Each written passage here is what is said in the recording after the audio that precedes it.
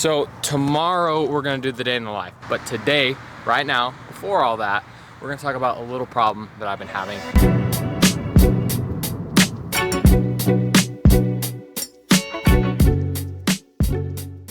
I mean, I think if you're a runner, just in general, you can relate to this, but the problem that I've been having at its root cause is recovery.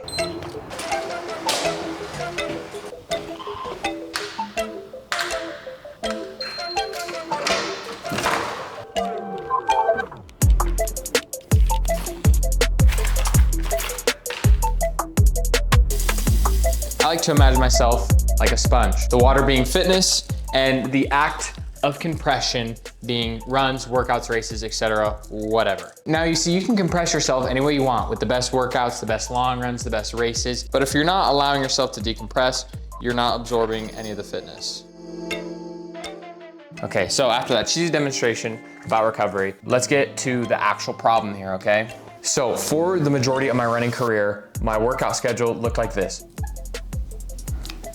I hope you guys can read that, but my whole college career, I did a 6-day training schedule. Workouts on Tuesday, Thursday, long run Saturday. Pros, you get a rest day and you get friends. And cons, 1 recovery day between each workout. Let me kind of elaborate what I mean when I say you get friends. Everybody in Utah trains on a Tuesday, Thursday, Saturday schedule, and nobody does their long runs on Sunday. So doing a 6-day schedule allows me to link up with a lot of people on a lot of the days. And post-college, this is the schedule that I did. A 7-day week schedule. Workout Tuesday, workout Friday, and then long run or easy on Saturday or Sunday. The key for this and why it's so nice and why a lot of people do it is you get an extra recovery day right here, which in theory allows you to recover better between the 2 workouts that you have later that week. Having that extra recovery day between my 2 workouts really helps me nail both sessions. Cons, no friends, and no actual rest day. So yes, that is my problem. I have been working out on the Tuesday, Thursday, Saturday schedule, which is fine, but I've recently gone up in mileage. A lot higher mileage than what I've been hitting throughout the year. While I do get to run with friends, it's a little bit intense for the volume, and it's safe to say I'm a little cooked right now. The purpose of all this is 2 things. To explain to you guys why I'm taking a down week this week, and the second is to demonstrate how important recovery actually is, and if you really need it, it's worth adjusting your week a little bit to really make sure you can nail these workout sessions. And that being said, tomorrow we have a pretty big workout.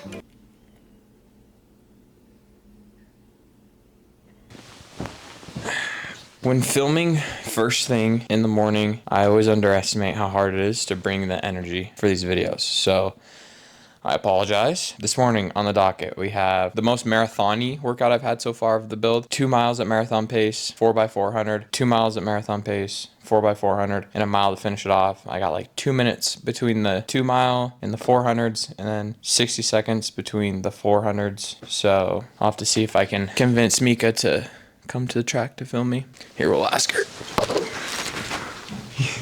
You want to come film? This is too much. All right, let's get ready.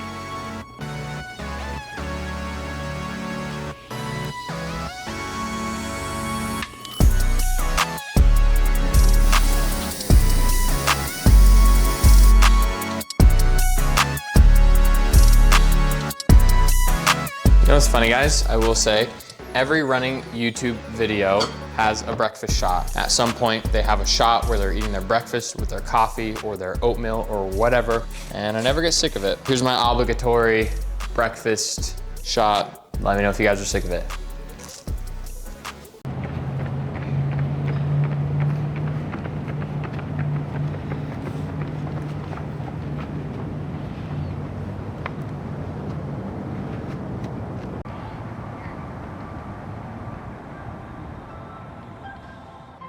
Doing 2 mile repeats on the track is not ideal, and doing 400 repeats on the road also isn't as ideal either.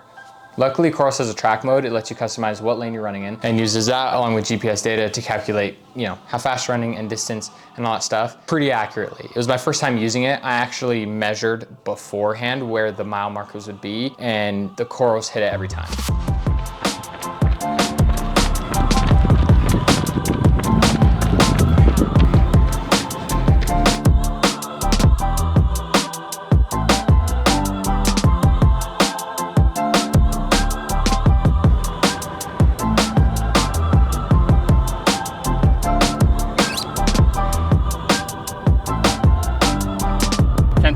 Feeling good.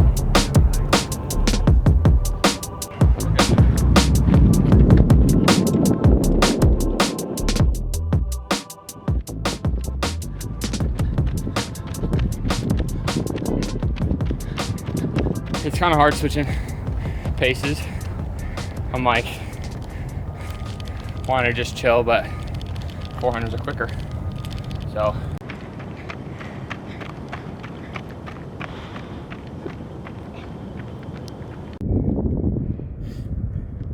Honestly, I'd say I'm in a special place in training right now. Each week with the higher mileage and workouts like this have been such a grind. But what's funny is week by week, I'm actually starting to see a little bit of improvement.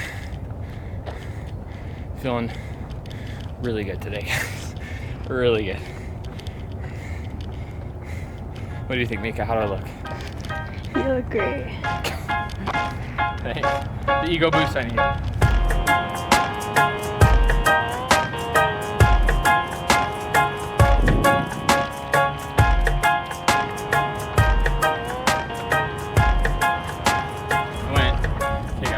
Best thing about the COROS track mode.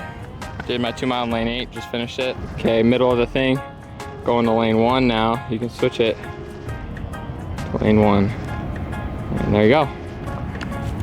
It's pretty cool. Pretty cool.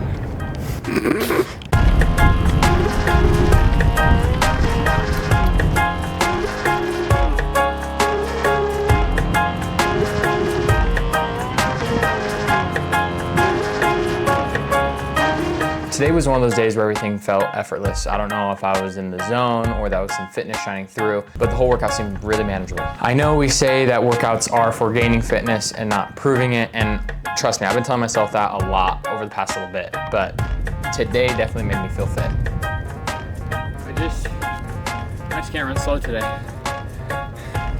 No matter what I do, I'm quick. Got a mile rep left. Will it be sub 5? I'll let you know in about 5 minutes.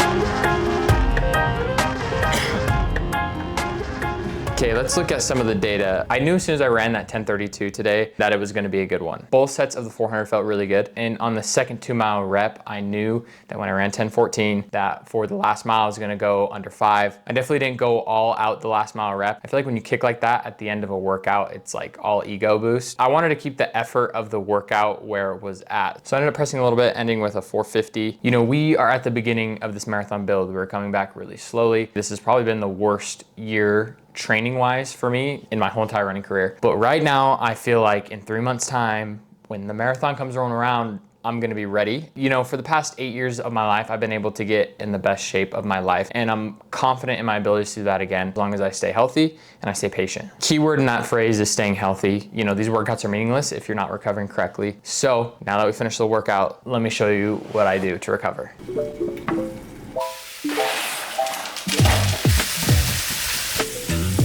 When it comes to recovery, the first thing I'm thinking about post-workout is what am I gonna eat? I've done a ton of what I eat in a day videos, so if you're interested, go watch those. But when it comes to eating, I follow 3 simple rules, and to be honest, I stole these rules. Rule 1, eat a lot of food. Rule number 2, eat a lot of good food. And rule number 3, don't let rule number 2 get in the way of rule number 1. All that means is don't restrict your food, and you gotta get enough calories in throughout the day to sustain your efforts if you wanna recover and train good.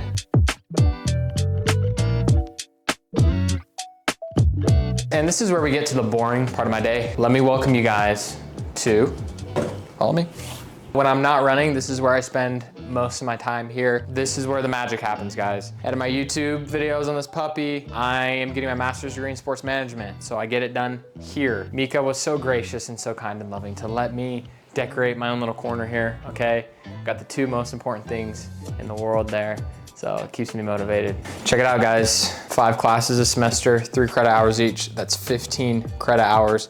Now I'm not gonna sit here and pretend like taking online classes is harder than being in person, because I just get to watch lectures and take the test and do all that stuff on my own time, but it does keep me busy. And so on a day like today, I'll try and focus a little bit on active recovery. Post-workout, I don't wanna be sitting for a long time. So when I do take my breaks, I like to make sure I get the blood flowing because motion is lotion. Follow me? Believe it or not, I do actually roll out a little bit.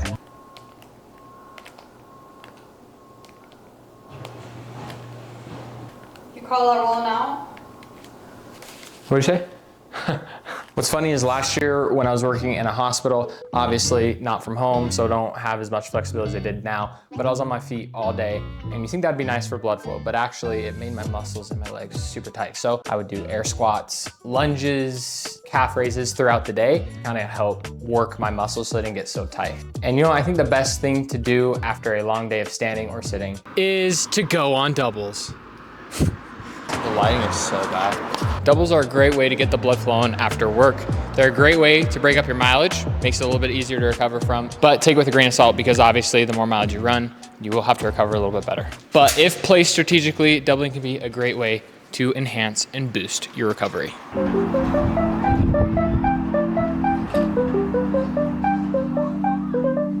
The sun's getting real low. You guys know what that means? That means it's bedtime. Top 2 things you can do for your recovery, and let me tell you, it's not number 2. So I take my sleep hygiene very seriously. You can ask Mika. I like do the same routine every day. I'm gonna walk you guys through that. It's nothing crazy. It all starts with a little bit of supplements.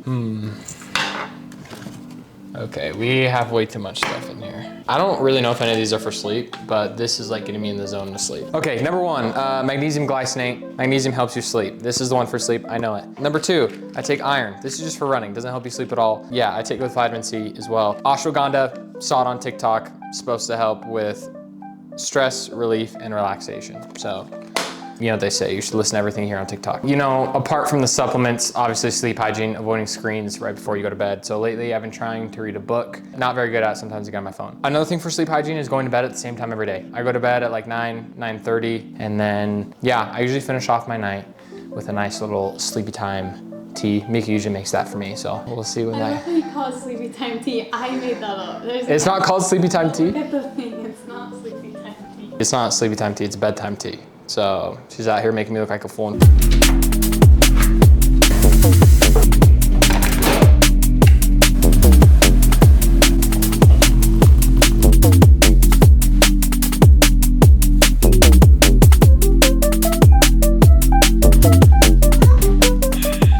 And just like that, guys, it's the end of the day. It's bedtime. Ooh, good timing today.